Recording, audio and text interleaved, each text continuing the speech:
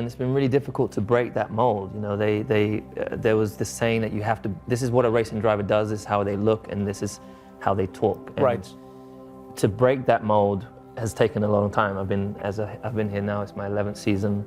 But I think in today's world, you have to transcend, you have to do something different. You have to show your uniqueness, right. and not shy away from that. And that's really something that I've really worked hard on. And now it's accepted when I do all this traveling, which is a lot more than any other racer ever does. Right. And then they're like, oh, he's going to be distracted, and I turn up and I win, and then they're oh well. You know, I'm not always the most positive person. You know, I try everything, but there's, you know, things you try and you keep failing, and you're like, damn, I suck.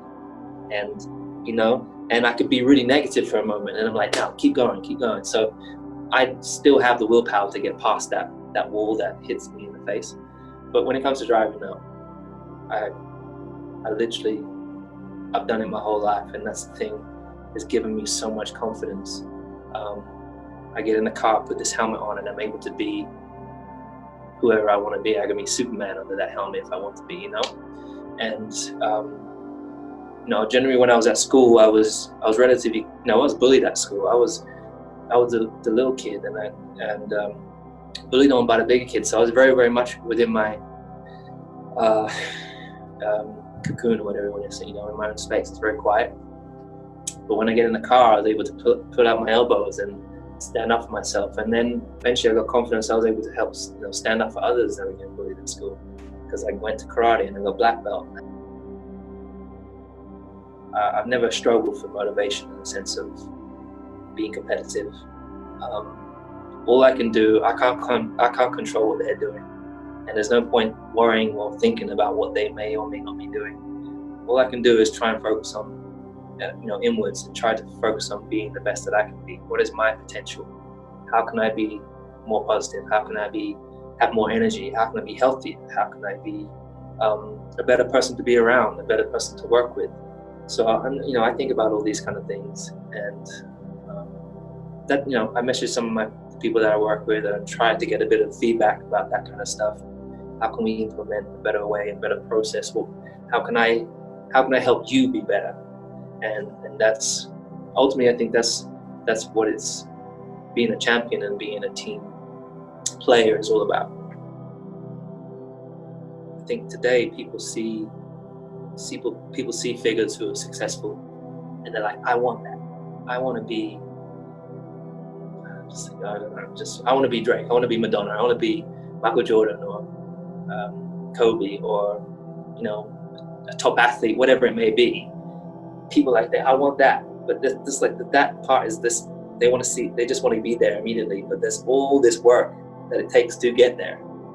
And so just remembering that, and pulling back the layers, and remembering you've still got to do all the groundwork, you've got to hustle hard.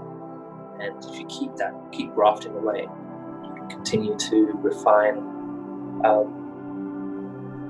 who you are. I always try and make sure that I try and send positivity in the messages. I don't want to squander the platform that I have. You know, having this time is giving me, you know, gives you more time to focus on things, on the areas of weakness.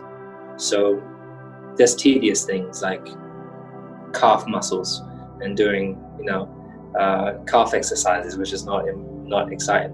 Glute exercises, which again are quite boring, but all really important, because I think ultimately over time your body forms into a shape and into a pattern. There's strengths and weaknesses on all of our bodies, and when you go to the gym, often you work the big muscles, but not necessarily the small ones in between. And so really trying to get in deep and really try to refine my body, and again, just trying to find the next level. How can I be fitter than I was?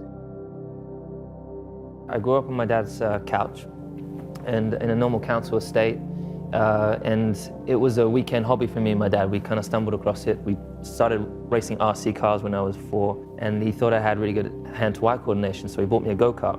It was really old, from a newspaper, and we arrived at the track for the first time. We were not welcome. We were the only black people there, and you know, and it was very, very expensive. So my dad had 4 jobs just to keep us going. He was going to London doing his normal job, which was IT at a railway station. And then he would come home, he'd be putting up for sale signs, vending machines, anything he could find a little bit of cash to, because it's so expensive. But I was lucky I got signed when I was 13, so that's really, but the goal and my dream started when I was 5, was to be like Ayrton Senna. What my dad didn't want us to do is to struggle as he did.